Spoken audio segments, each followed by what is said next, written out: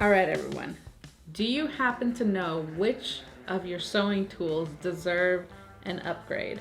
So here's the thing when it comes to sewing, it's very, very, very easy to just buy a bunch of stuff just to get started, right?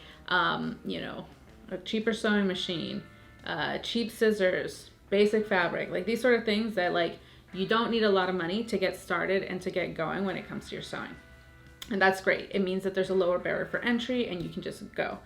But at a certain point, it's a really important thing to be able to start to invest in your tools and like really make them be the better tools that you can so that you can sew better, you can sew with less issues and all these sort of things. So, it's not about the dollar amount. It's about just slowly and incrementally investing in the tools that you need for your sewing.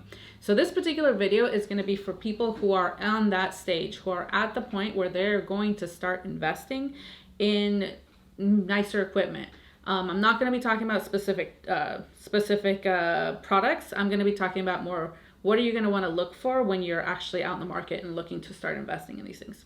So, a little story time. I've gone through this myself over my entire life sewing.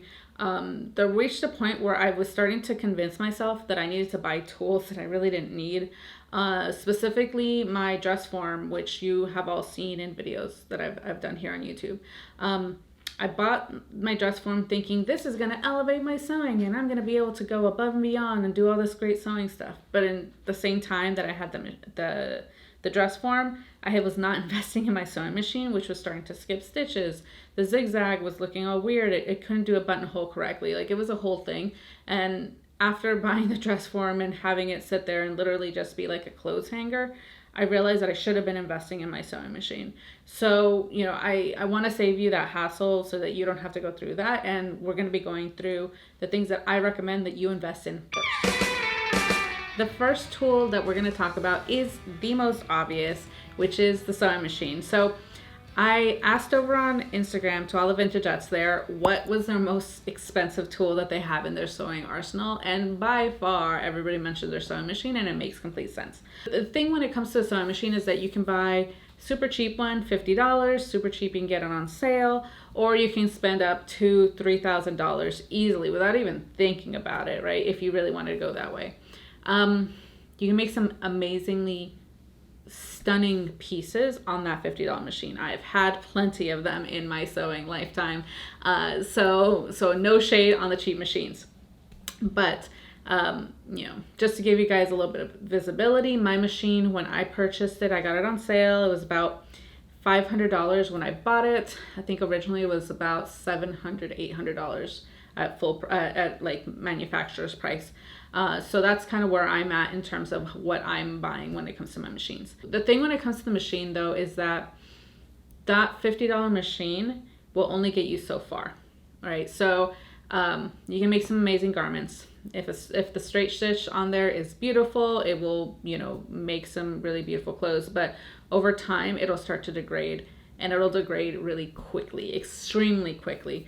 What ends up happening with a lot of those machines is that they tend to be a lot more plastic, so they're lighter weight. And so as you're sewing with them, they'll shake more on the table. As they shake more, what tends to happen is that things start to get out of alignment in the mechanism, or they start to lose their timing. The materials inside might not be very high quality because it is so cheap. And over time, it might have like a really solid, year, maybe, whatever. But over time, like it'll just have a huge drop off. You'll end up spending more in taking it in for repairs than you may have taken it in for that original purchase. So if you're looking to upgrade from something like that, things that you're going to keep in mind when you're looking at the more expensive machines is like, what do you really need it for, right? So if you're a quilter, your use cases are going to be different than someone like me who sews for clothing, right?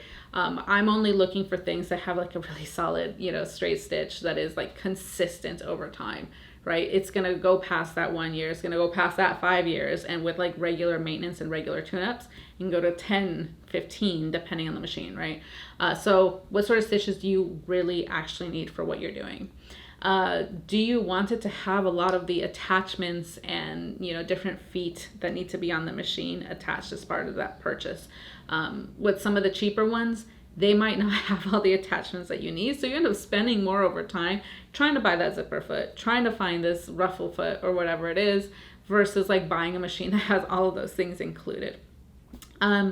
The third thing you're really going to look for is just like how heavy it is, because that's also indicative of what materials it's made of, like how many more metal pieces is it going to have, and like, is it going to be a tank for you? Like, that is a huge one for me. Like, how heavy is it? How stable is it going to be on the table? And can that motor go? Obviously, all these things are going to be things that you want to look for ahead of time and in the lead up to the purchasing of your machine. But look for those sales, right? Like, that's how you can get like an $800 machine for $500 if you're keeping an eye out for when that thing is going to be available.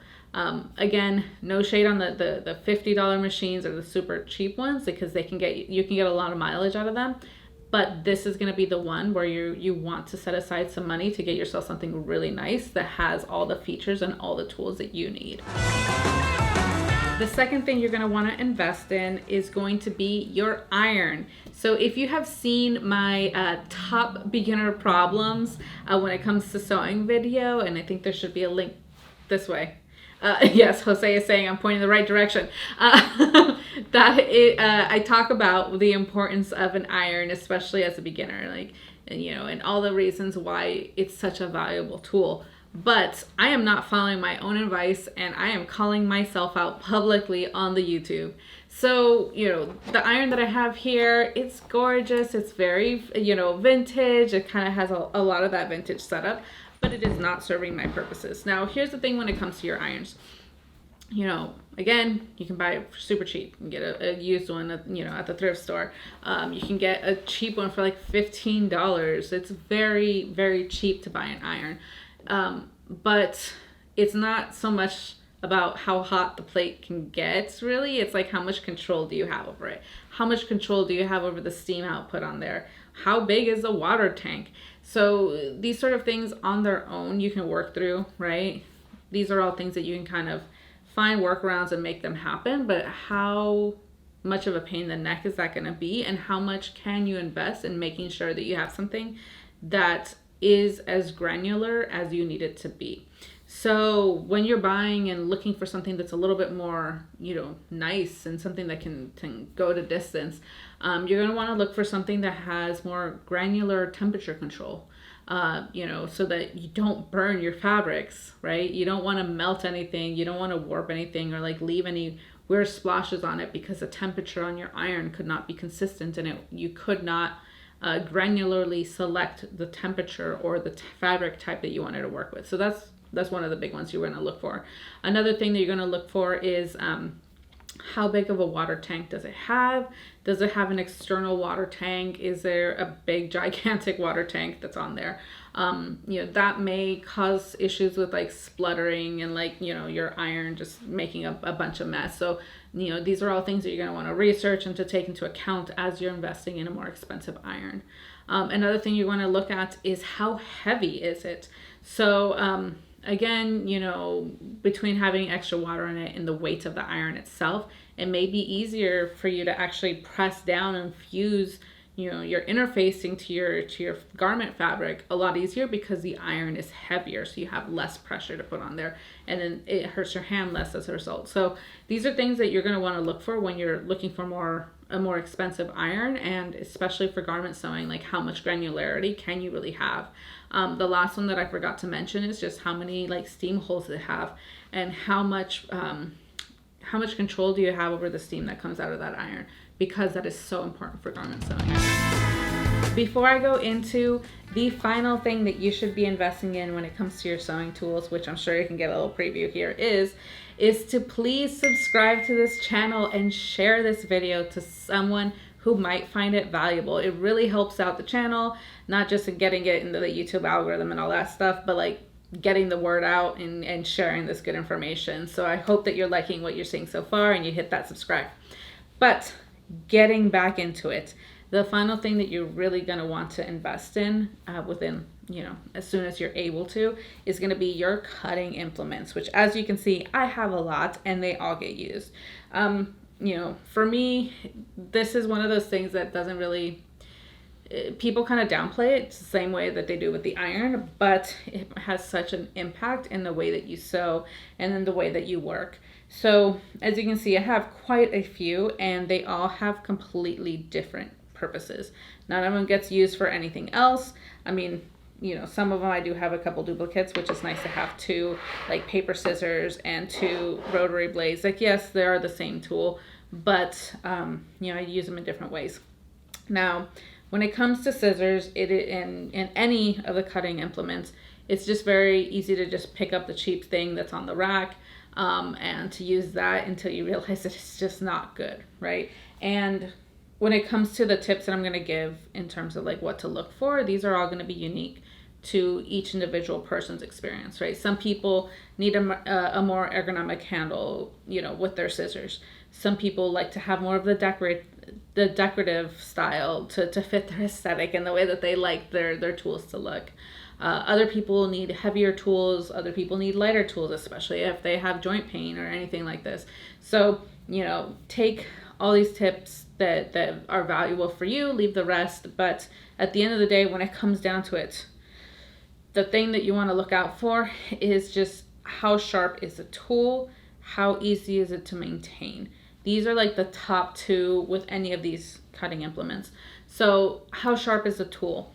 If the tool is not sharp, you could hurt yourself. That is above and beyond the top thing to keep in mind. And the same thing goes for like knives that you use in the kitchen, right? These tools need to stay sharp. They need to be as sharp as they possibly can be, so that you don't have to keep hacking at something or going over it over and over again with a rotary blade and then accidentally slice your finger off. Like, nobody wants to miss a finger, right? You need to be able to do one swift cut with whatever you're working with to make sure that not only do you not accidentally risk hurting yourself, but also you don't ruin your fabric, right? Like, hacking at something with scissors that are dull will start to snag your fabric and will start to ruin the materials that you're actually trying to work with, right? So the cheaper, scissors or the cheaper rotary blades will get nicked a lot faster. They'll snag your fabric a lot faster. They're not going to stay sharp. So invest in the tools that will actually make it so that you're safe and that your materials don't get ruined. The last thing to keep in mind when you are looking for new tools, new cutting implements, is going to be how serviceable are they going to be, right? So some of these scissors, like that I have here, the paper ones, I don't mind so much that they're not serviceable, because I can easily purchase something that is within a price range that I can afford. They're paper. This one doesn't need to be as meticulous. But like my sewing shears, like these ones are great. They're Japanese. I spent a reasonable amount on these, but I can take them in for sharpening. There's a guy pretty close. Just make an appointment. I take them in, and they're going to be gone for a couple days and come back sharp. They're going to be easily maintained. So keep that in mind with any of these, that, how easy is it going to be to get new blades for your rotary blade? Can you afford to replace them? Are you buying a brand that like you can easily work with? So keep that in mind. Above all else, it's just how sharp are they going to be, and just how easy are they going to be to take care of through your sewing life. With everything that I've said, I want to make sure that something is very clear. Investing in your tools doesn't have to cost you a lot of money. Investing does not equal spending a lot of money. You can get very far with budget tools. That's not the thing. But, keep an eye out. When a tool that might be a little bit more pricey goes on sale, snatch it up. Get those coupons, to hit up those holiday sales, whatever it's going to be, to make sure that you get the tools that you deserve to be using when it comes to your sewing. I would highly recommend, kind of order of operations, decide what tool that you need. What are the specific use cases that you need that tool for? Then figure out which ones of the ones on the market are going to be something that you can see yourself using, because it's checking off all those boxes. And then from there, that's when you start going on the hunt for the coupons, for the sales, and these sort of things, so that you get it at the price that you feel comfortable spending. All my tools, I got most of them on some sort of discount or some sort of sale. And as a result, I have not had to keep buying more tools that didn't make sense for the way that I needed to sew, right? Like my sewing machine, I just need to make sure that it has a really solid straight stitch, zigzag, back stitch. Like those are the 3 stitches that I need them to work and work well. So, I made sure to get a machine that could do that very well. Same thing with like my cutting implements. I wanted to make sure that I only had to buy my sewing shears once. And if I was going to buy like a $700, Japanese made pair of sewing shears, like that's going to be like a treat. But the ones that I have today are solid and I would not change them for the world. So you want to get to that point when it comes to your tools, because the more that you know them and that you're more intimate with them because you have invested in something that you really love, the better your garments are going to turn out and the more you're going to trust them. They're going to be there and they're going to be your right hand, tool. So just keep that in mind as you're looking for your tools. If you have a tool that you have bought recently that has changed your life and has become that right hand tool, let me know down in the comments because I'm really curious. Again, I'm not like constantly looking for new stuff, but if there's something in there that I'm like, I should look into that one, please let me know down in the comments. But with all that said, thanks to all the Vintagettes who responded back to my question originally. If you're not following me on Instagram, please go ahead and do so because I put out these questions all the time and it helps inform the videos that I want to make for you in the future. But with all that said, like, share, subscribe, all the places, all the stuff, and I'll catch you on the next one. Bye, everyone.